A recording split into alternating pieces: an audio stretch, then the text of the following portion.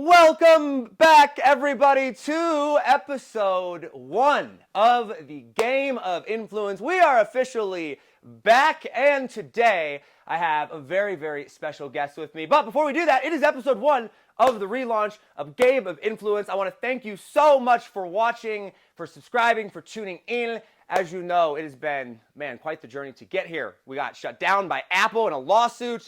Went through months of figuring things out, and we are officially back. Now, before we dive into today, I do have a really, really awesome guest with me here today. The moving forward, this talk show is going to be a little bit different than maybe what most people are expecting. I think most people, when they think of doing a big launch and trying to build a brand and all these things, they're thinking, how do I go and get the most amount of exposure, right? They think maybe I'm going to optimize for that, and that's not actually the point, right? The point of the show over the course of however long this runs is called the Game of Influence for a reason. And first, it is to understand how the game of influence is played, right? It is to understand, by interviewing and talking to, building relationships and conversations with highly influential people, either in exposure or just have used influence in the business realm, right? But then secondly, and just as importantly, it is to be an example of what is possible when you have a talk show to go and get clients, and not like cheap clients, like the best, the highest paying clients that pay lots and lots of money for that. And so that is what we're going to be optimizing for as we continue to go through and move forward with these interviews and things like that. So if you're expecting only the biggest names, well, you're going to get some of those, but you're also going to get to see the actual real raw of what goes into landing $25,000, $50,000, $100,000 deals and more, building massive amounts of relationships and networks with people that will pay you lots and lots of money. Because one of my fundamental beliefs is if you want to go and build a relationship with highly successful people, and I promise we're going to get to Justin here in just a second, right? Hey, it's all good. Yeah. Good. I love it. But one of the ways that there's two main ways in the business realm, at least, that you go and you build lasting relationships with people that are ultra successful, have money. The first is you go through and you pay them lots of money, right? Believe me, when you give someone lots and lots of money, they will notice, right? And they will, you can build a relationship with them that way. The second way is you got to get them, or you get them to give you lots of money, right? And if you get them to give you lots of money, that I believe is even better, because now they're the one giving you, they will remember who they pay lots of money to. And if they give you lots of money and you are able to get them an exponential result with that, they will continue to give you lots of money. And I promise you, those will be the highest quality relationships that you can go through and form. So I'm very, very excited. My name is Josh Forti, like I said, and we are here with episode 1 with a client of mine, a very good friend of mine, someone who has used our methods as well, Mr. Justin Luke Riley. Welcome to episode 1, man, of the Game of Influence. Thank you for having me, dude. It's a huge, huge honor. Love you, respect you so much, and excited to participate today. I appreciate it. And we're going to dive in. This is going to be much more of a conversation style. And normally I do these over Zoom, but Justin's actually here in Denver, where I'm located. So I was like, hey, do you want to come out to my studio? We can do this in person. But there's two reasons that we're having Justin on as number one. And that is, number one, is that Justin is someone who is crazy, influential, and he's just one of the most connected people that I know. You've raised over $1 billion for nonprofits and things like that. You've spoken on stages across the country, been part of the Obama White House. You were asked to be a part of the Trump White House as well. So just a very master of influence overall. But then also, he is someone that became a client because of my show. And has implemented what we teach here with the Golden Mike method and the Game of Influence there. So Justin, I want to kind of go through and just recap our relationship. How long has it been since we've known each other? Let's go through a brief history of our relationship together. I'm saying we're coming up on a 2-year anniversary. Is that what it is? 2 years? Yeah, well, I guess it was FHL. It was right after FHL 2 years ago, right? I spoke at the last one that was right before that. Okay, so how did we connect? Because we came through Dominic, right? I got connected to you by somebody else who's a great networker and influencer, Dominic, who was the chief marketing officer at a company that we'd started in the crypto space. Oh, that's right. And what, just real quick, give people a summary of what we've done together, and then I want to kind of go get into your backstory. Yeah. So I do think that so a part of being an effective influencer is also knowing what your core competencies are and what they are not. And I do not have the core competencies that this guy has. And so because I know that, though, is one of the reasons why we wanted to identify who would be the best on the planet to say, can you help us take our offer, take our messaging, and essentially, for me, put it in a blender, completely redo it, and push it out into the world. And he was able to do that with us for literally, I would say, only $60,000, because that is a small investment, though substantial. It is small compared to the results of generating hundreds of thousands of dollars in revenue for multiple companies in this very short relationship. And so for me, knowing that he's one of the best in his industry, it was a no-brainer saying, I know how to influence, but I don't have your skill set. I would happily pay you $60,000 over and over and over again to generate hundreds of thousands of dollars in returns. Well, I appreciate it. Now you're stroking my ego, so I appreciate it. Once in a while. Yeah. Okay, I want to get into your background and your story with this, because actually, one more quick thing. One of the things that we talk about, guys, and you will find throughout this is the importance of a talk show, right? Being able to go through and interview people, build relationships with these. And that is something that we were able to go through and do together. In fact, on the first launch that we did, actually. Can you just briefly, we will dive into this in more detail of this, but I want people to know, once again, why I chose you with this. What were we able to do solely with the talk show or the launch of that, what we did? I guess I chuckle because working with Josh is, for me, has been a very, what I would say, hard process in the fact that you've made me better, right? This isn't something where I just get to show up and say a few things and, do something the way that I think would be successful, and it just happens. It was a very hard and difficult process, but he was able to coach me through and really guide me and lead me to eventually do something that I had never done before, even with all of my experience, which was in a matter of weeks, maybe several weeks, a couple of months at most, is put together my own online summit and invite influencers that I had no prior relationship to onto my stage that he literally just essentially helped me create and invent, bring all of them on, reverse engineer it to where we would leverage or borrow their audiences, host an event, and have a six-figure launch. And we had never done any of those things before. He allowed me to do that in a matter of weeks, not years. And I want to touch on that just really quickly here, and then we're going to get into his story with this. Weeks, right? Like, I think oftentimes when we think of talk shows, when we think of interviews with people, we think of it as like, okay, a podcast, right? And we've seen this before, right? Like, you launch a podcast, and eventually over time, you're going to find your voice and find your message and all that or whatever, right? And it's like, okay, or we could just understand what we're actually trying to go through and do with creating these contents and these relationships, right? And you went with, you've never done a podcast before, you've never done a talk show before, never done interviews before, like in this setting, in this thing, literally from nothing. Guys, it was so bad. It was mastermind. Okay, yeah. Okay, we have a lot of inside jokes with this. Justin truly is, he's a very, very good friend of mine. But when we came in, there was this understanding of one thing, and then we got in and started like kind of diving into things, and maybe it was a little bit different. And so the goal was to make $100,000 on a launch, but he had no list, like at all, right? Zero. Like none. Like not even like one. And so through this process, which we will dive into, $100,000. It was over $100,000 that we did that from that. So we're gonna get into that. But the reason that this was possible, I don't want to take all the credit for this, but it's because of your understanding of influence, your experience levels, what you're good at. Now, what I'm excited for in today's interview is I want to figure out what you actually do, because I don't actually know what you even do, right? I mean, I kind of do, but you're involved in like so many different companies. You're one of the most connected people that I know. Clearly, you understand the game of influence incredibly, incredibly well.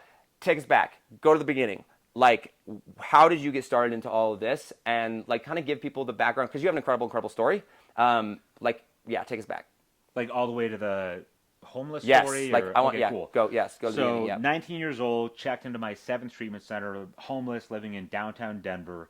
And even from that experience, by being in that shelter, learned how to influence people by helping them see their preferred future through me as a conduit. So what I mean by that is, especially being 19, had never managed I was a tennis instructor before that. So I had no real leadership or business experience, but by learning how to position myself to be a stepping stone, and I don't mind saying that at all. Like, if I can be a stepping stone for somebody else's preferred future and how they want to see their world, whether that's being in recovery from substance use, whether that's building a national organization, whether that's going to the White House for the first time, whatever that may be, is that if I can be a conduit to having Josh's preferred future come to reality, like being able to be on his show today, I am and you are helping me. Do not get me wrong. You've No, made us a ton dude, of money. yeah. But I'm here because I believe in you, and I'm literally right now the first. I get to be the stepping stone of his really cool. entire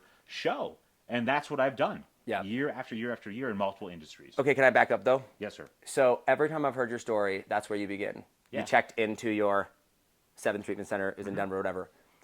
Are you willing to share like what happened before that? Oh, 100%. Like what I don't even know, like I know you have a powerful story with that, but like I know you were adopted, right? So like how did you become homeless? How did you get into like addiction? Like how did you become like what did that like briefly, whatever you're willing to share, Sure. like because I want people to understand like, dude, you have power. Like, it's crazy. Like, how you connect with people and how you believe in people and your leadership skills or whatever. I look at that and I go, you actually remind me a lot of my brother Kyle. We'll have to talk about that some other time. But when I look at that, it's impressive in and of itself. But then you look at where you came from, and I'm like, whoa. So like, walk us through, like, take us to the pit for a second. Sure, absolutely.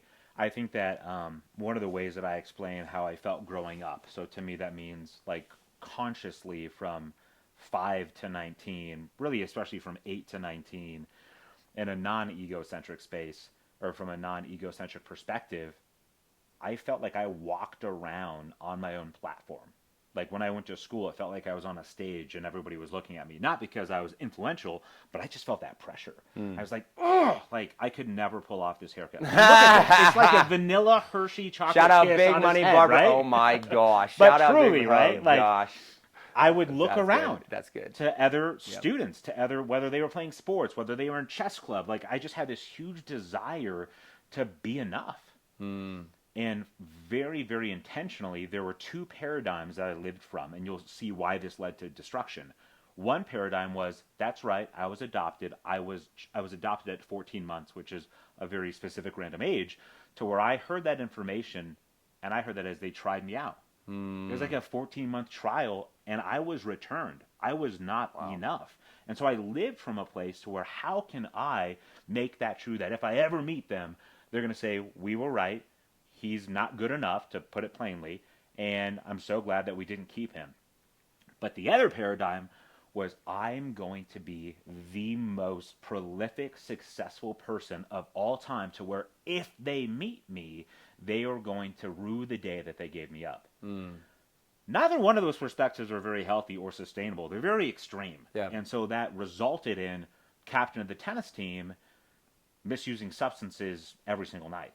It resulted in Rotary Youth Leadership Award and going to business school, and my dad holding me down on the back deck so I wouldn't kill myself, and the police coming to get me to take me to my third mental institution. So that Dr. Jekyll, Mr. Hyde experience was what led me to finally, thank goodness, being able to check into the Salvation Army and finally being tired enough to look at a different way to live, and that was through learning how to be altruistic and influential and serving other people. Dude, that's so crazy powerful. And it's funny when you say that that phrase of, but has anybody else felt like not enough, right?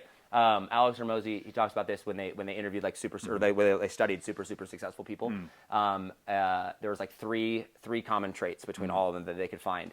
The first one was, I can't remember. I think the first one was like taking responsibility for like problems that weren't yours. I forget what it was, but like the second and third one were, number one, a crippling fear of of not being enough, right? And then the third one was a superiority complex, thinking you're better than everybody else, right? And I'm like, that's literally what I what I hear with that, and so it's super interesting. So when you checked into the Denver facility, like you've kind of gone on this. You can give us like an overview of what happened next, because I am curious about that. But the question I'm really after, or I guess, what I want to know is, how did that not feeling like you're enough, how did that superiority complex at the same time, even though it maybe was unhealthy, right, at the time, how did that help shape and develop to who you are today? And at what point did you figure out how to balance that healthy? Sure. So I guess pick up in the story, but with that in mind. So in total candor, which is just generally how I roll, I mean, I still regularly, now 16 years into long-term recovery, actively work on maintaining a healthy balance of generosity and altruism compared to grief and shame. Right? So a lot of the individuals that helped me in my early recovery especially, they ended up committing suicide. They ended up passing away. Just a lot of trauma there, if you will. That's what I guess people would call it today. Yeah. For me, that was just the life that I had experienced. But I say that to say is without that pain, right? I learned early on to use the pain that I went through, whether it was self-inflicted or externally inflicted, to turn that pain into purpose.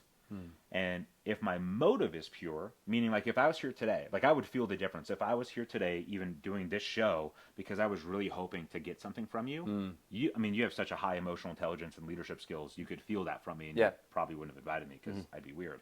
Yeah. But he's really cool. Dude, you're But like, and he drives a Tesla, guys. All right, true. It's like the best car ever, right? big deal. Yeah, it's pretty great. But my motives is something that I constantly check. Is my motive in serving this person and being influential, is it pure? Is it I really want to see you so successful that I have that desire for you more so than even myself? Not because I think of myself lowly and I don't deserve it. It's just pure. I want this to be one of the most successful podcast shows ever. And as long as my motive is pure. It's talk show. Talk show. Yeah. Sorry. But see, always learning. See, yeah. So that's my motive check that I do to make sure that I can be on mission and not self-serving. Did I answer your question? Yeah. Yes. Now I want you to, how did you get there? Like, pick us up. So you're 19 years old. You've checked into this recovery center, right? And now you started working for them. Like, fast forward, because like the ultimate end goal here is you raise $1 billion, right? You raise $1 billion. You speak on. I've literally seen pictures of you and Obama, right? And like that's influence, right? So like, how did you get to the point of what you described? What happened next? Walk us through that story. I went through, and this is what he does, by the way. So as a master storyteller, he helps people tell their own stories more effectively. So thank you. Yeah, by questions. So just some practical things, I suppose, is maybe what you're after. Like I just want the story. Just the story? Just the story. I love him. Yeah. So met a young man named Nick, learned the 12 steps of Alcoholics Anonymous, learned how to be altruistic and help other people. Eventually, that led me going back to college, getting a degree, and during that journey, ended up being asked to be the founder and CEO of an organization called Young People in Recovery. And why I was asked for that is because I had developed a skill set, not like Taken or Liam Neeson and Taken, but I derived a certain set of skills over a period of time that was really helpful in building organizations. And so my two core competencies were organizational development and finance. I now have a few more now, but because I had that skill set, as I was out telling my story, I'm not very shy and telling people like, hey, I'm sober now and all the things. I was asked to speak at the White House to share my recovery story of how I was able to do it. All right, hold up, guys. We're gonna pause here for a second. For anyone that's doing interviews, let's do a lesson here. Please. You just went way too fast, bro. Come on, man. Bro, what do you want? We've got like 20 minutes, 30. We got some time to get to the end of this story, right? Yeah. You're dropping all these gold nuggets, like, oh, I learned skill of organizational development finance. I'm like, yo, you went from like, I'm a recovering addict to I didn't happen to learn these skills. I got asked to do all these cool stuff. Take us through the journey. Like, dude, like there had to be some discoveries in there. Because like this is what, and by the way, like, yes, I want them, like I want the listener to understand. Yes. I want to know, right? Because like I see how you, dude, I see how you interact with teams and I see how you interact with people and your belief in them, right? And like you share the struggles that you go through with that for sure. But like when I look at it, I go, dude, I lock myself in a basement by myself. I have an assistant, and then like I have a couple contracts, and I'm just like work. How do I match? And you're like everything you do. It like it's team, it's believing in people, it's like these business models and organizations, and this. And I'm like, how do you go from what you just described to figuring like what led to that? Why those things? How did you figure these things out? Like genuinely. Sure. Like tell me. I mean, you can look at the camera if you want, but like I'm asking the question because I want to know. Yeah. As someone who is not good at organizational development. Like I'm content, sales, marketing, getting people to give lots of money, helping people make lots. Sure, no problem. Build a team. I'm like, because if you get nuked tomorrow, it's like, then what? What does your organization do to generate revenue? Yeah, there is no organization. There is no organization. That's why I just make as much money as possible and then stick it into the Bitcoin, right? And I got a big Bitcoin poster over here. You can't see it; it's off camera, but yeah. So one of the things I learned early on was the importance of mentorship. I think this is probably what you want. Is the important? No. I don't want anything.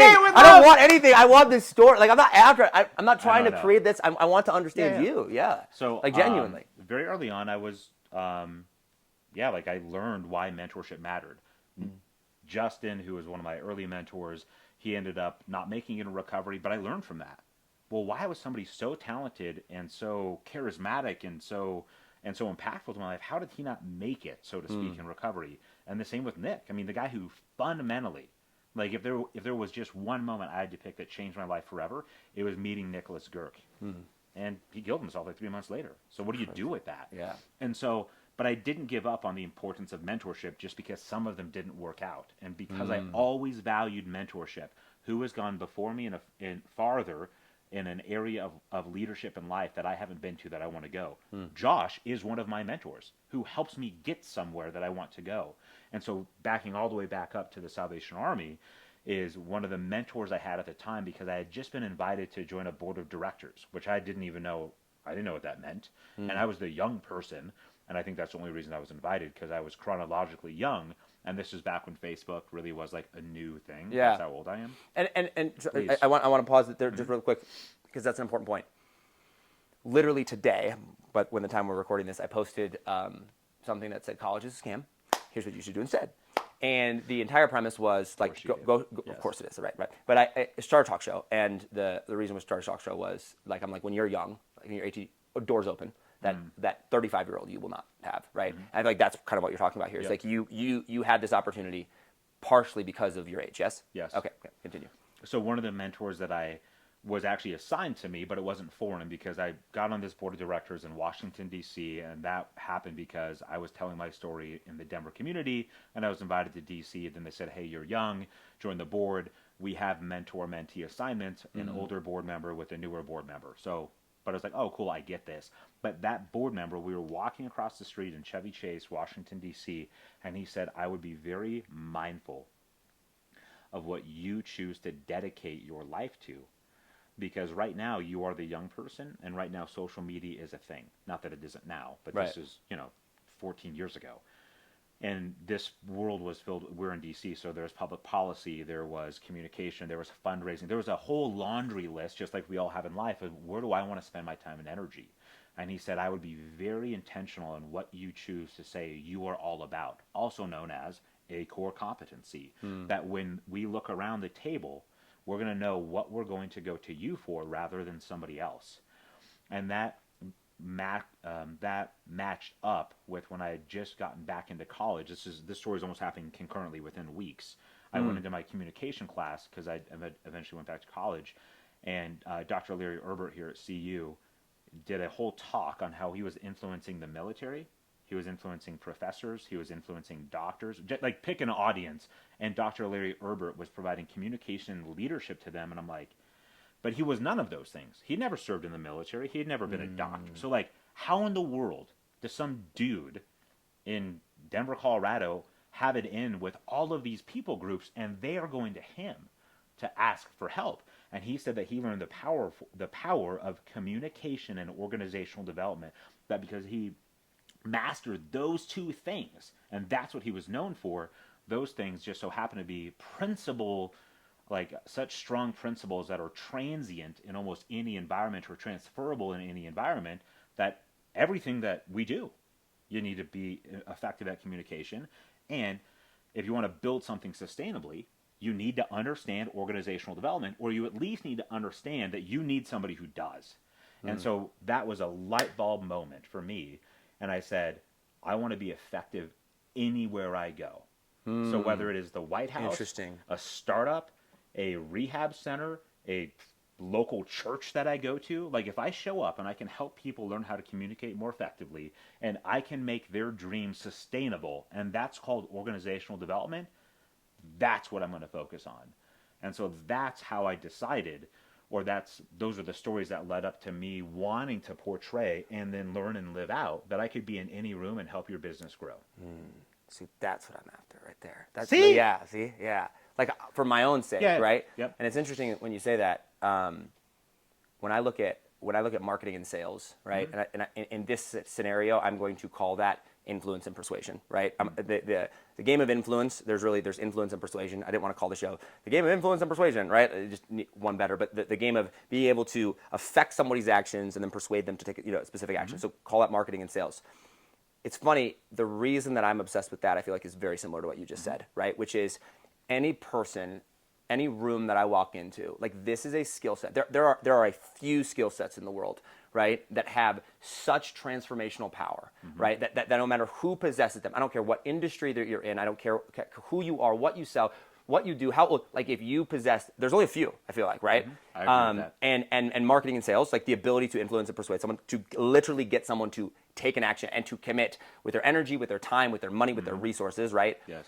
That's one of them. And I feel like that's exactly that same concept Yes. of organizational development, leadership, Yes. right? Like leadership of that. Like I feel like that is the skill set that you chose, Yes. different skill sets, same reason, same power, yes? Yes. Okay. So I guess my question then for you is like, what actually is organizational development, right? Like, you know what I mean? Because like absolutely. when you first told it to me, I was like, what, bro? Like what the heck? Like I conceptually understand there's an organization and it needs to be like molded and developed, but like what actually is it? Because if it's as powerful as sales and marketing is, right, or influence and persuasion, if it has that level of influence and power, like that's something that I want to understand. I think a lot of people should understand what that is. So what actually is organizational development? I would give you two different definitions of organizational development. One is the ability, so one's going to be a little fluffy, but it's on purpose because that's probably what you'll remember, and then Okay. the other one will be tactical. Okay, perfect. So organizational development, the inspirational definition would be learning how to take your dream, your idea, your product, your service, your value proposition, insert the phrase that fits you, but I'm going to use dream, is how do I take my dream and how do I make it sustainable and also bigger than just me? A lot of people have dreams, right? See, this is how you sell me, bro. A lot of people have dreams, but they also only go as far as their energy goes. Or the dream hits a leadership lid of whatever my skill set is. Example, my sister's a pathologist. Her dream is to figure out how to do as much pathology as possible. I don't even know what that is. I know, right? It's like microscopes or something. She's like super smart. But that is her dream to do that. Now, if she were to say, now how do I apply organizational development to pathology? It would be, how do I create a medical practice to where I can do as much pathology as I want, but I can also have as many other pathologists join me in this venture and build a company or a medical practice. So it's the difference between being passionate about a thing and knowing how to build it really, really sustainably. So when my sister retires one day from doing pathology, she will have a Riley Enterprises, which has thousands of pathologists practicing pathology in the way that she's passionate about. But that's not just going to happen because she's really good at this one tiny thing. So the concrete answer within what is organizational development is when you master it, it's like having this Rubik's Cube that you understand. That when he starts talking about his fractional team that creates this amazing platform called Josh Forti, oh, that's like customer relations. That's like part of his org chart. But then when Josh starts talking about, well, this is my, these are my offers, high ticket, low ticket, medium ticket, whatever. So we're talking about your revenue streams and then your cost structure. Like it allows me to listen in terms of dollar signs and then hear somebody's dream and put it into the right buckets so we can make it sustainable and it feels like you're moving that Rubik's Cube around really effectively. Okay. And so at the end of that, you can be like, oh yeah, blue, red, yellow, orange. And it's really easy for me to see that because I've practiced it the same way that you can listen to me. Yeah. And be like, well, let me help you say, I'm not going to change what you're saying, Justin. I'm not looking for you to say something different or special or make you use terms. But if you very much shift how you tell your story, same story, Yes. but sequence matters and strategy matters, then the outcome is going to be wildly different. Interesting. Which is either zero sales or hundreds of thousands of dollars in sales. Yeah. Which is either sole proprietorship in organizational development or $1 billion idea. Okay, so I'm going to try to simplify this down to like one phrase from my brain, okay? Yep. Organizational development is like being able to build a team that allows your dream and impact to go beyond you and like expand faster than what you could do yourself. Yes. Yes? Like in a very like core Absolutely. nutshell. Okay. Bro, if you ever want to sell me organizational development, that is how you sell me organizational development. It is the ability to go through and do that because I wasn't planning on going this route, but now I'm very, very curious on this, which is one of my biggest struggles in business, if you will, is, dude, teams are messy, and I've been stabbed in the back. Amen. Amen. And I am like, you know what? Like, there's that famous saying of like, if you want to go fast, go alone. If you want to go far, go together. And I'm like, I'll go fast, right? You know what I'm saying? I'm like, I like, because I'm like, cool. I will go make $1 million by myself, and then I will go and I'll take that $1 million and I will go put it into something, an investment. I will go, buy Bitcoin with it. I will go buy real estate with it. I'll go invest in a crypto company, like we've talked about, the future of that. I'll make sure it's sustainable, and then I'll go and I will go do it again. And $1 million on the next thing and the next thing. And I'm like, that leads to a great life. You know what I mean? And I go and I look at, and I have found, and keep in mind, I'm going to give you all the reasons why I don't need organizational development. And I want you to help overcome these objections, right? Mm-hmm. So I look at for me, and I remember I was sitting. So a very, very good friend of mine is Brad Gibb. He's been on the show a couple times. We're going to have him back on. He is my wealth guy. Like, he is the dude where I'm like, he's my right, like Russell Brunson for marketing, my ride or die. Brad's my ride or die for wealth, right? And I was sitting at his house. He got this big 12,000 square foot mansion, right, and all this stuff, whatever. And I'm sitting out there, and I'm like, dude, everyone else is like, oh, sustainable this and team and solve this. I'm like, or I can just like be a unicorn, right?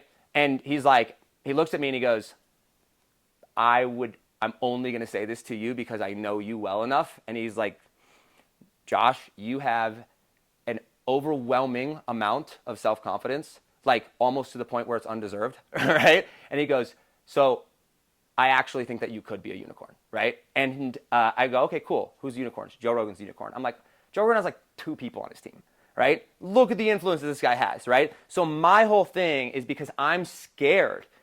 If you've ever been scared of building a team, scared of people, here, right? Okay. I'm scared of that, of like trusting people and like relying on other people. Like, I value how I'm seen, and part of that is probably, things that I've dealt with from childhood or whatever, and I have worked through a lot of those. But like, what do you say to that? How does organizational development help you overcome those things? Or like, does that make sense? Mm-hmm. Do you understand what I'm asking? Yeah, I mean, why should I use organizational development? You know what I mean?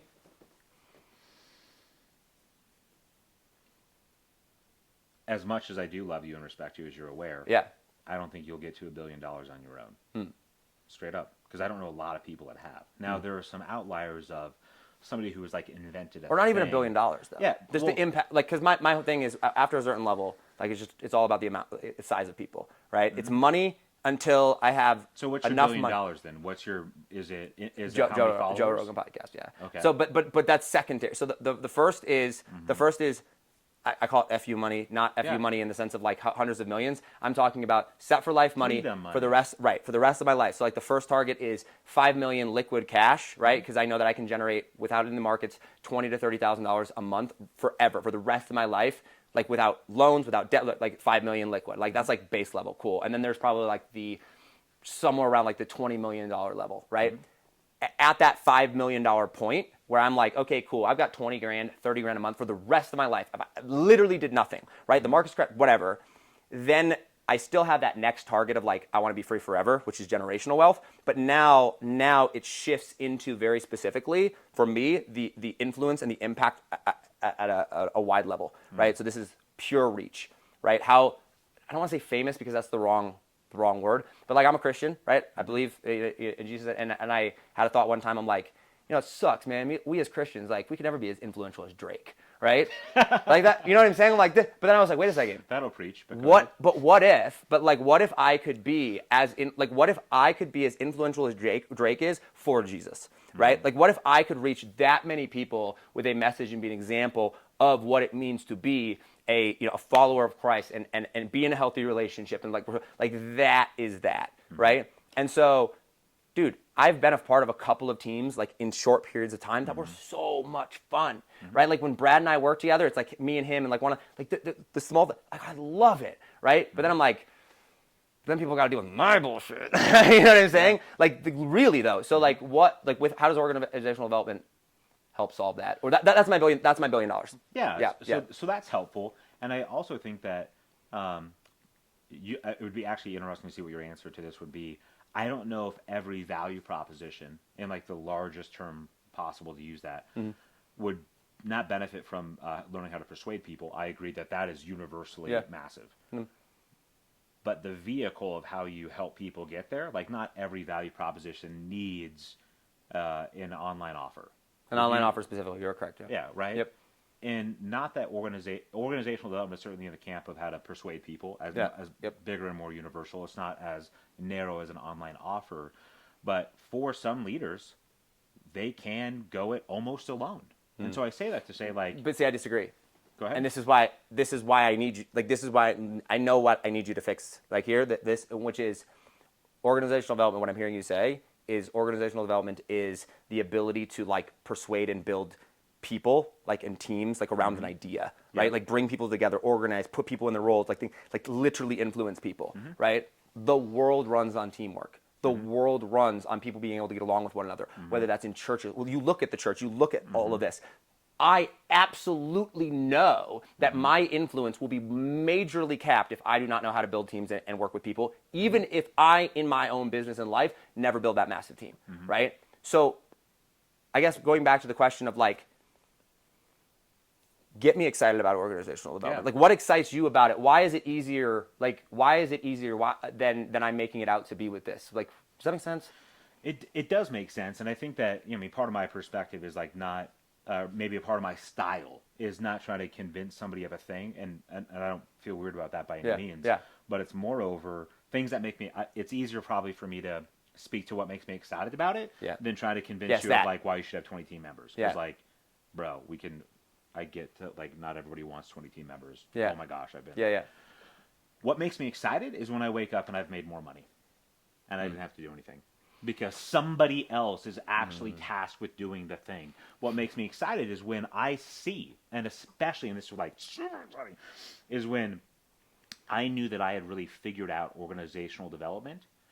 When people that I had never actually met in real life or otherwise were out underneath the brand carrying a message, the message I crafted to where even the order of words was absolutely wrote and scripted, right?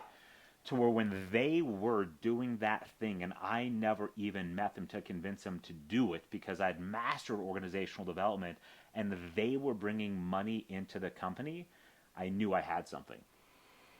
To where even now, money that, so I've got generate between one financial KPI from January to today is $4.15 million of, I would say, economic activity that I've generated across 2 brands right now. Some of that money is actually the dividends of the over $1 billion that I raised because that money is solving problems that I have. Concretely is I need to build programs in Southern Colorado. There's now money that exists that I get to benefit from that not only did I pass previously, but the organization that I founded, I'm actually writing them. I am now. It's so full circle. I'm writing them a check. That's so crazy. For a thing I invented years and years ago, from a bucket of money that we created, and no one from that organization had to fly into Colorado and do this work, is because they created something that solved a problem that I had, which is I need programming in Southern Colorado, and they're getting a check for it, and they never showed up. That's the power of organizational development. Bro, that's how you sell organizational development. Like, I'm trying. Like this is like we should just, like, clip this and run it as an ad for you and be like that. Yeah. Especially when you were like, because I like to make money that I didn't have to work for. I'm like, yeah, me too, right? And then when you do that with team members, I think the other thing too, as you were saying that, going back to the superiority complex thing, right? Is like, I think my way is better than most people's. I really do, right? And this is one of the things that I wrestle with, I struggle with. My mom and I have a great relationship. Very different. Mom, I know you're watching. I love you, right? Hi, Mom. Like, yeah, this is Justin, right? He's one of my clients. He's really cool.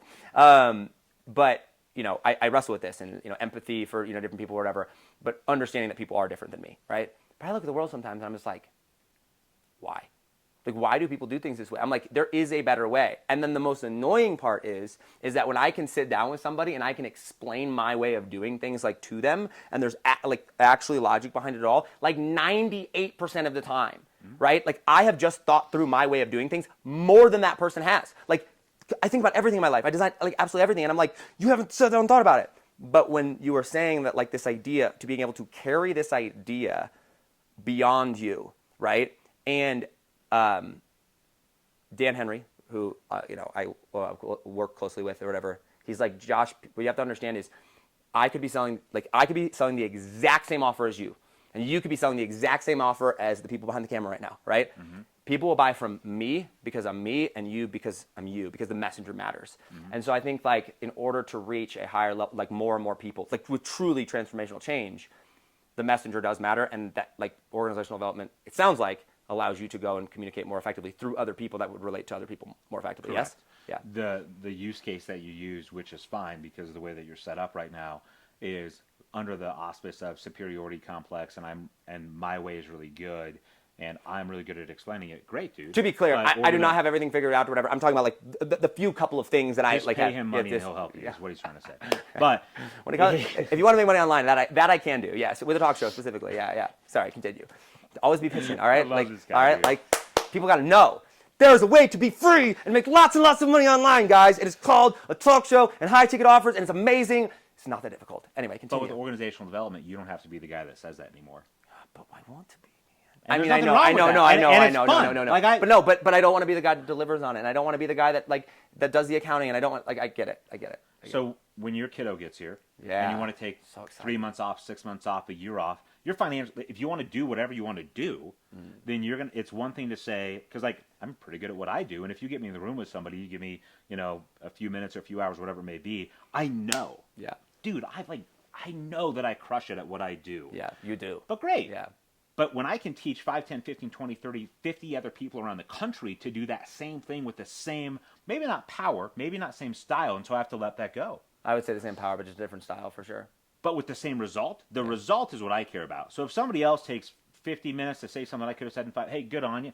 Yeah. As long as the result's there, Yeah. that I wake up and there's more money in my bank account, Yeah. I wake up and there's more people getting free from addiction, you wake up and there's more people paying your team to sign up for the next masterclass. No, it's like, more that's the people. jam, It is dude. literally more people becoming free.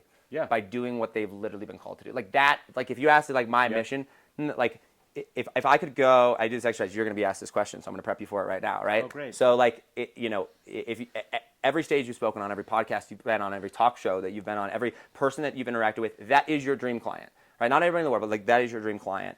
Like if they were to forget everything that you ever told them, but like you got to leave them with like one core final message and idea, like one thing they would absolutely 100% believe, right? Like without a shadow of a doubt, they will absolutely believe this, but if we forget everything else, what would that be? And like for me, like that concept, that idea is very, very simple, which is like you can be free, like free, like real freedom, right? Like I grew up on a farm with my nearest neighbor being half a mile away, homeschooled, where every single decision that we did was just due to lack of money, right? My parents were wildly successful in a lot of ways, right? I owe them tremendously, but money just wasn't one of those things where like that we had figured out, right? And so like I got into entrepreneurship because I'm like, I want to get rich because money will make me free. And then I got into entrepreneurship. I started a business, started a company. I looked around, and people are making way more money than me, and they're not any more free than I was when I'm sitting on a farm in the middle of nowhere. I'm like, what, right? And so even though I'd figured out how to make lots of money, and so financially I was free from like having to make decisions due to lack of money, I didn't find freedom until I found Christ, right? And so like this whole concept of like freedom, like that is what drives me. And so if I can make more people understand that through other people carrying out that message, like that excites me for sure. Yeah. Well said. Yeah. That's good. Okay. I mean, I feel similarly with organizational development because that is ultimately what it boils down to for me. Because I know people with a lot more money than I have or bigger companies than I've ever built that people have done multiple billions of dollars worth of things. Yeah. But how free are they? Not very. How fulfilled are they? Yeah. How much fun do they have, right? And when I have the ability to almost literally do whatever I want to every single day. Say, hey, I'm doing the talk show, not a podcast, talk show. So good. Sent my little text messages before I turned off all my devices. Said, hey, I'm done. I'll check in several hours from now. Because I have a team, because I've actually mastered organizational development, which doesn't mean it's all easy, doesn't mean what you teach people is all So easy. hard. But so simple. I have So the hard. freedom Yeah. to even say, hey, we're doing a big event coming up. I'm pushing it off a week, going to Mexico with my kids for a week. If I wanted to fly around the world or sail around the world for a couple weeks, I could do that too. And not that it even has to be that way. Right. It's my son just literally last night had a medical emergency, and I was able to get in my car, go to the hospital, and it could have been $250,000 of unexpected expenses would not have right, phased me. Right, 100%. And I could tell everybody that I'm done working. Yeah. I'll talk to you whenever I need to talk to you in the future, Yeah. because I have a team that builds the company even when I'm unavailable. That's organizational development.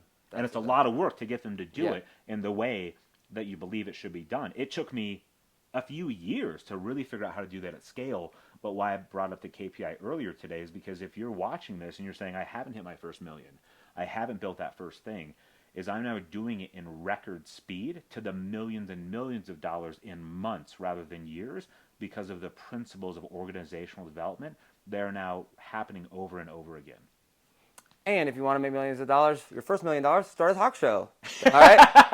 And if you want to do more than that, then go do organizational development or that too. Yeah, you just make that quick million. Yeah, that's good. Not that difficult. Have no freedom, I'm just but saying, it's cool. look, see those awards up there, bro? Look at that. $1 million and another $1 million. It's pretty great. Yes. It's pretty great. Okay, what time is it? I don't even know. Like, I don't even have my watch all our on. devices. I know. It's 12:07 if it's still working. All right, we're still good. Okay, so I do want to kind of turn the conversation. I want to, like, just in 60 seconds. He's like me, guys. Right? 600 seconds. Yeah, Go ahead. Yeah. So in 60 seconds-ish, just recap, because we kind of like left this open loop. You raised $1 billion. What? Like, for what? How did that happen? Like, wrap up the story before we kind of move to the next topic here, because I do have one more thing I want to talk about. Yeah. Sure. So the biggest chunk of the $1 billion plus that I've now raised came from a great partnership with President Obama through something called the Addiction Recovery Act. And so what that is creating a literal new bucket of money, a new bucket of funding that allowed people like me who are in long-term recovery from addiction to get help. You're not, but I'm going to pretend he is. Like, let's say that we're both sober. So I'm definitely sober. Oh, cool. All right. I see what you're saying. Yeah, okay, I got you. No. Awkward. No, I'm just kidding. I'm like, whatever. Don't edit that out. That's really funny. No. Anyway. No, we're not editing this. No. It's great. So, before Young People in Recovery, that organization started the way that the world knew how to talk about one sober person helping another sober person, but like we both, like, let's say that we both went to rehab and needed help rather than just like living alcohol and drug free, is AA. And go AA. Nothing wrong with AA. No shade, no issues whatsoever. Yep. But actually monetizing how one person in recovery could help another person in recovery wasn't really a thing. And especially it wasn't a thing for young people. When I rolled onto the addiction recovery scene, looking at young people who are in recovery, the way that was perceived is, oh, they're so young and cute. They just need extra help. They need help to go back to college. They need help to get a job again. True. But what Young People in Recovery did is we created a platform to where those young people were not only needing special services because they were chronologically young or young in their recovery, but we said they are actually leaders. They're not just people who need to receive, but if they are empowered, we're going to create this thing called recovery capital, which means for every Justin Luke Riley in a YPR chapter, we can create a recovery-ready community. And so this became an investment to say it is more cost-effective to build a peer-ran chapter than just sending me through rehab at $30,000 a pop 7 times over, when you could just fund a YPR chapter and they're going to help a lot of people, which also means these same people would get jobs and get back into college. And get working at the White House or whatever their dream was. And so the power of that and why that mattered in the organizational development sense, because you could raise $1 billion and spend it, but when you raise $1 billion because it is solving massive amounts of problem for other people, they will be the champions of your $1 billion idea. You don't have to be the number one salesperson for it. In addition to that, we've raised a bunch of money for a bunch of for-profits and non-profits. The biggest chunk was for that initiative. You literally make offers. You could write a book. You could top promote. You could be $1 billion offer, right? Like, you could write a book called $1 billion offer. Like, literally, how I sold the President of the United States on giving me $1 billion. Bro, you should write this book, and you should let me help you market it. Cause that'd be awesome. Okay, I do want to turn the conversation to business and what you and I have done together. And when we first started working together, it was for a referral.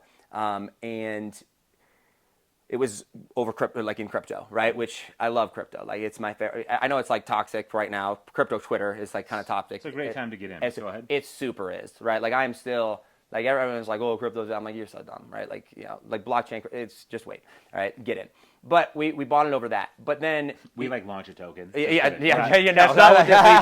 no. I'm basically a Bitcoin maxi outside of like actually investing in specific type of projects, right? Like I'm not a gambler like some people are. I did, dude. I went to the Colorado game. Yeah. We went to Colorado, Nebraska, the opening, the thing, whatever. My wife went to Nebraska, so we all got all decked out in Nebraska gear or whatever. And so I went. We got like I don't know, it was like right like Nebraska side, right up front or whatever. Right, we had great seats. And I knew like I'm controversy, right? So I literally take a picture, I post online. I'm like, Coach Prime is overrated. Go Big Red, right? Like this blows You're up. You're just trying to get engaged. 100%. Okay, but no, here's the best part. Everyone's like, oh, I trust Josh for marketing advice, not for betting. Dude, I actually bet on the game for fun on Colorado. Right, and so I took a screenshot of it, posted. I was like, "Oh no, I didn't bet on Nebraska. I just wanted them to win." Right, my wife went there, or whatever, but I actually bet on that. So I do bet like $20 on sports games sometimes. Anyway, but what connected this right? You can bet $20 on sports games. I promise you're not going to go to hell. All right, or bankrupt. Sorry, Dave Ramsey, it's true. All right. Gosh, I just keep throwing these. I actually do want to talk to Dave Ramsey sometime. I want to get on the thing. All right, let's get back on track. I'm sorry.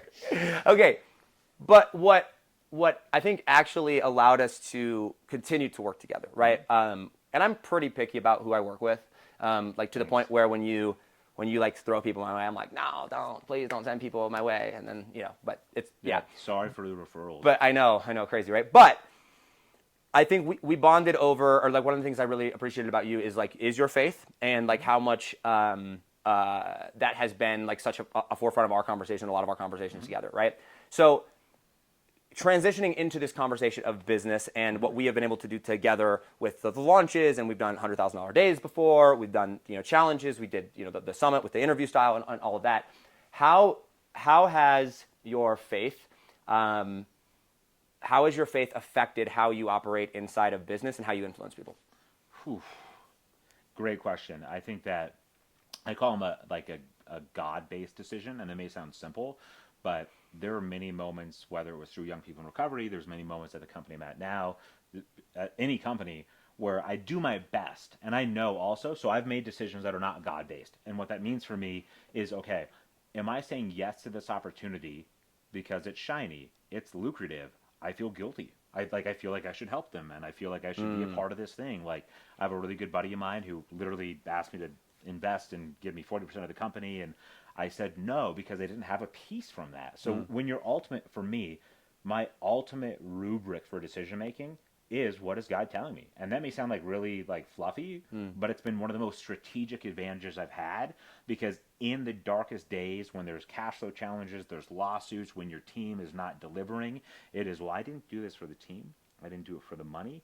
I did it because I know that you, God, called me to do this thing. And so because you called me to do it, until you tell me I'm done, I'm not quitting. That is really hard to negotiate against. That is really hard to detour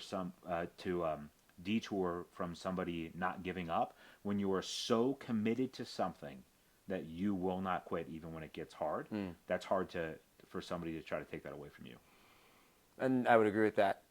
And when you make a decision based on that, that's a very like awesome thing that you can lean on. What happens, like you dealing with teams and dealing with people and investors and partners and things like that? I'm sure you're involved in businesses where people have a different faith than you, or maybe they're not religious at all, right? Yeah. Like and when you come to them and you go, we're not going to do something, or we're going to do something because God told me to, right? Like, how does that go over? And have you ever actually run into any issues where people are like weirded out by that, or like this, or hasn't not that?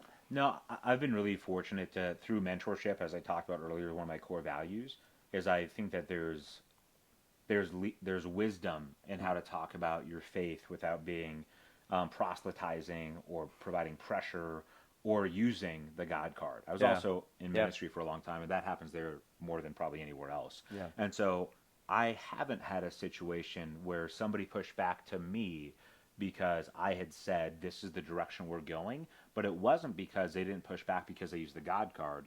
It's because I'm an effective communicator, and I had buy-in from the team, and I knew how to influence people, and I knew how to lead them. Yeah. And one time in my entire 13-year career at Young People in Recovery, did I ever tell somebody once, literally, I'll never forget because I was even mortified that I did it. Well, so-and-so, at this point in time, I am the founder and CEO, and this is the direction that we're going, and if that doesn't work for you, then you don't need to be here. I only had to pull that one time. Wow. But the God card and I'm not Yeah. it didn't really come up because it was how that showed up in the workplace. Yeah. Was here's a solution, here's another solution, here's another solution, here's another way forward. But if quitting is not on the table, then what you do is you bring solutions to your team. Yep. So. Yep. No, that answers my question. When it comes to influence, and when it comes to as a Christian, right? Because you believe in the God of the Bible, yes, yep. Jesus, right? Yes, Your Honor. Yeah, I'm just confirming, right? Like yes! a lot of people are like, I believe in God. I'm like, sweet, Jesus, and they're like, oh, I don't know about the whole Jesus thing. You're like right? whales. You're like, oh. No, you're like, they believe in some higher power or God. I'm yes, like, no, yes. I serve Jesus, right? Yep. Like that God, right? So, one of the things that I am very aware of, and that I would say I probably get a lot of criticism for, certainly at times, is like I talk about money a lot, right? Money's a crazy controversial topic. Who knew, right? How do you balance, as someone who is very connected, who you have a lot of people looking up to you, affect a lot of people, whatever. How do you balance making something about something that's not God, right? Like talk about money, for example. So yes. I'll use me as an example. I talk about money first, and I think people could look at my brand and they could be like, "Oh, Josh is all about money." Now that's not true, right? I happen to talk about money a lot. I talk about influence and or talk shows and all these things a lot. Mm-hmm. But like I'm a Christian at the core. I make decisions from there. How do you manage that? Where when the thing that you're about, the thing that you're promoting, the brand or whatever, is not God, and someone could misconstrue, is that the word I'm looking for? Misconstrue, thank you, right? See? I know how to make money. I don't know how to talk, apparently, or say things correctly. Yeah, but misconstrue, like, what you're actually, like, about. Does that make sense?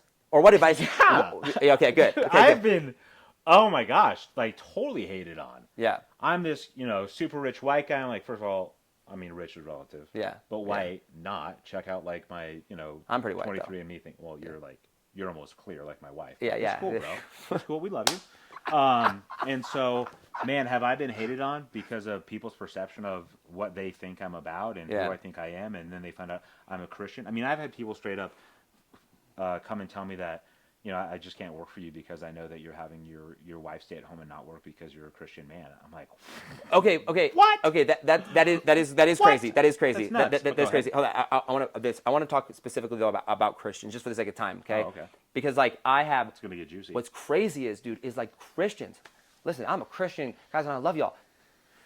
We suck, man. Oh my gosh, like Christians are the worst. But like I get more criticism from Christians, sure, than I ever do remotely from non-Christians about apparently being a bad influence for Christ or a bad name of Christ, sure. Right? Because I'm talking about money or I'm all about influence or all this or whatever, right? You should be putting Christ first, right? For a couple people that may be listening right now and you think I'm referring to you, I probably am, but I'm not mad at you for it, okay? I'm trying to understand this, right? Like, does that bother you? And I'm asking this like selfishly for me and anybody else. Does that bother you, or how do you handle that from people that say, hey, you should be putting Christ first more versus hey talking about money or organizational development or raising $1 billion or anything like that? Yeah. I mean, it has bothered me at times. Yeah. Especially when it is people that I do know and do love, and I felt like they did know me. Yeah. And their perception of me is that I'm now all about money, and I've forgotten my roots. Yep. Right? That, I hear that. I thought you were a Salvation Army kid, and now here you are driving the fastest SUV ever made. No big deal. What's up? Yes. But I'm also allowed to like cool stuff. Yeah. Just because I lived in a homeless shelter doesn't mean I'm called to stay there forever. Right? And my validation, also, for all the Christians out there, my validation isn't coming from here anyway. It's also not coming from here, depending on what you say in the comments. Like, my validation comes from him. It is who he says I am, not who you say I am. And if my motives, and I talked about at the beginning of the show, that's right. is if my motive is pure, which only he can really judge me for, then I have to live with the results of living in a fallen world where people are going to get grumpy at me and be really brave online and hate on me. If you want to be an influencer, know that as you influence millions and millions of people, that is not synonymous with you know how to make millions and millions of friends. It's part of the journey. And Yeah, I also that's don't think good. it has to be the, well, you know, it's lonely at the top. Well, it is, just because there's not a lot of us up here. But many of us are saying we're doing these things so you can join us up Yeah. here. Yep. And if that isn't clear, then fly in. I'll take it. Heck, I'll fly in. Dude, like, if you need to spend some time with me to understand my heart and motive, great. But also, if I've cleaned my side of the street and you're still going to hate on me, I'm on mission. I know what he said. I know what my wife said. I know what my 3 kids said. I know what my inner circle says. And I'm moving forward with or without you. You're invited, but I don't need your permission to keep being a leader. All right, that was good. That was good. All right. One of the interesting things that you said right there was your inner circle, and I think that it is really, really important to have people giving you feedback and stuff. All right, last thing though, we gotta move on to wrap it up here. Is specifically what you and I have done together as we kind of bring this to a close on this. So part of the game of influence and what we're building.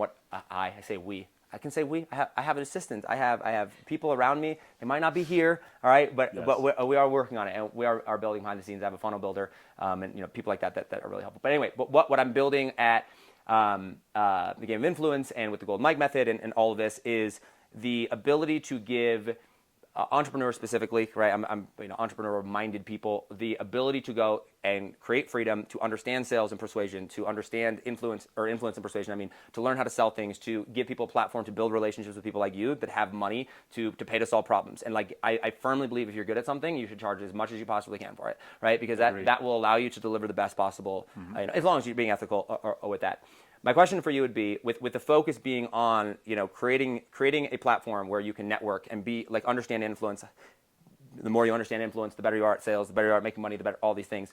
What has been the or some of the, if there's multiple, biggest learning lessons of us working together that you have taken away and been like, that was incredibly powerful, that like people should know that they're going to learn if they follow this process? Just what came to mind and prompt me differently. I'm not looking for. I literally just want to know. No, but like, I want to make sure I answer your question directly, though. One of the first things that came to mind, though, when you asked, what was one of the things I've learned working with you? Don't be defensive.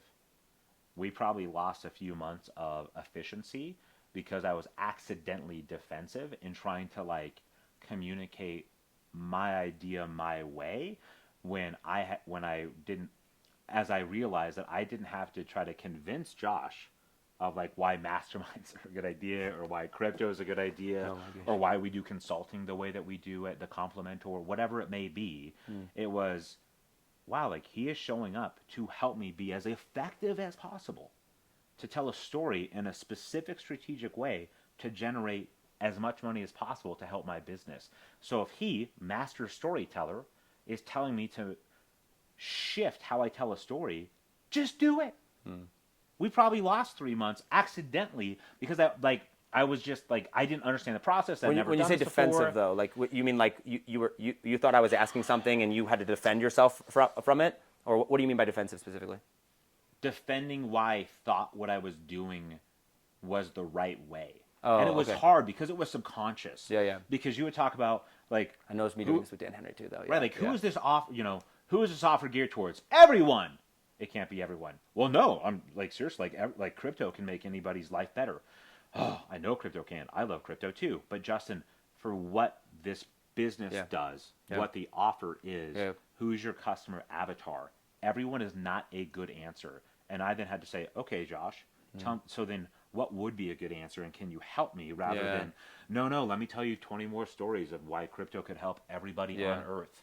And so that's what I mean by that. I think that's just good advice in general for with any mentor, with any coach that you hire. Totally. Is it being that. Yeah, that's super good. It's like if I hired him to help me work out, and he's like, hey, go do this set. And I'm like, well, what if I did that set? He's like, well, then why am I here? Yeah.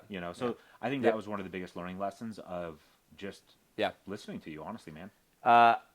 Then final piece to that would be what skills have you, like what things where you're like, that was life-changing? Like that they're like the things where you're like, yo, like that was the best in the world at that, or like how have these skills, what are the skills and how has it allowed you to change your life? Yeah. No, I get excited because So the transformational skills that Josh taught me, and he is still teaching me, is how to take what I'm saying and make it applicable to the people that I want to influence. Oftentimes, I will say X, Y, and Z, and he will say to me, that doesn't make sense. And at first, I would be like, I'm an influencer, president. But now, because he actually taught me that skill, though, so he doesn't like do the ninja skill on me and make me better. It's now I'm leading different teams at different companies, and he taught me how to say, I get it, so-and-so client, but that doesn't make any sense. I've literally been in meetings saying, hey, does anybody else understand what this person said? Because I have no idea what they just said. But to do that with love and respect. And so the skill of communicating really effectively so people understand what you do so they buy it.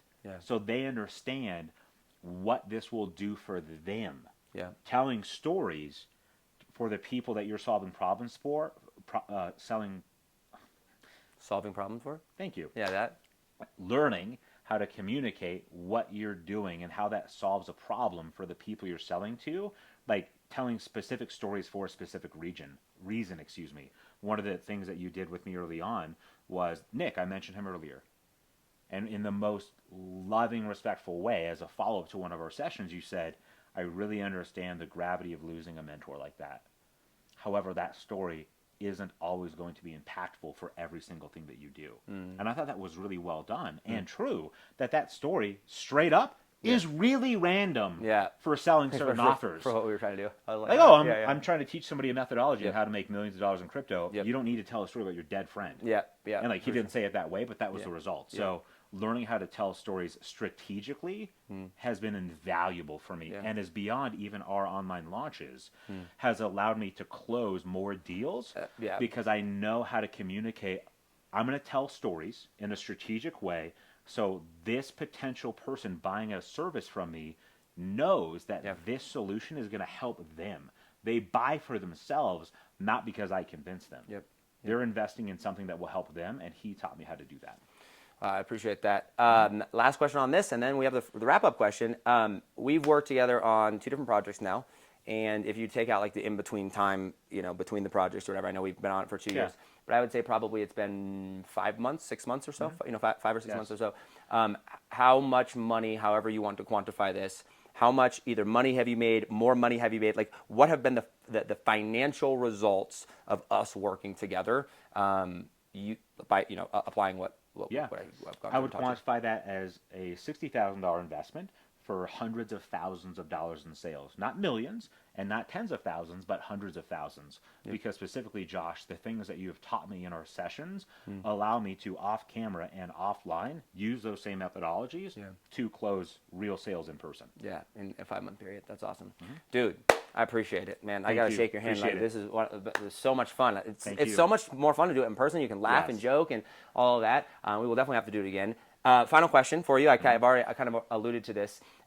Is you have a message, right, to people, like the people that you've been called to serve specifically, the leaders of the world, those people that are out there. And every person that is your ideal customer, you get to speak directly to them, and they're going to forget everything about you, right? They're going to forget the fact that you drive a cool Tesla. They're going to forget about the fact that apparently like you're not all white, and I am. Like they're going to. I'm white passing apparently. But white okay, right? They're going to forget all of the things that you've done in this, but you are going to be able to leave them with a belief, an idea that message to them that they would believe 100%. They take that like. What is that message to those people? What would you leave people with? Is that if you're willing to do the work, because it's not free and it's not easy, but if you're willing to do the work and understand the principles of organizational development and everything that entails, you can take any one of your dreams and exponentially and quantifiably, geometrically grow them. But it will take work. But beyond work, it's that willingness to really learn organizational development and influence and impact more people than you ever could on your own. That's amazing. Guys, ladies and gentlemen, this is Justin Luke Riley. I forgot to ask you why you always go by Luke. Have to be Justin Luke Riley. We'll have to go at a different time. Where can people find you on social media, or where best people connect? Justin Luke Riley, Instagram, LinkedIn. Primary company I get to work with is called The Complementor. You can visit us on thecomplementor.com and check us out. Yeah, love it. Guys, that is all for episode number 1 of the Game of Influence. What a fun one. Down in the description below, whether it's on audio or YouTube or wherever you're watching it, will be links to Justin's stuff, as well as more information about the upcoming 5-day challenge I've got with Dan Henry, our guide, the Talk Show Profits Guide, which is how to go through and launch a wildly profitable talk show that pulls in high-ticket buyers over and over and over again without a funnel, without a website, without ads. It's pretty awesome. Go check that out. As always, do not be afraid to be influential. Do not be afraid to make lots of money. Just make sure that you go and you use that money and that influence for good. That is all for today. We will see you next time. Peace. See ya.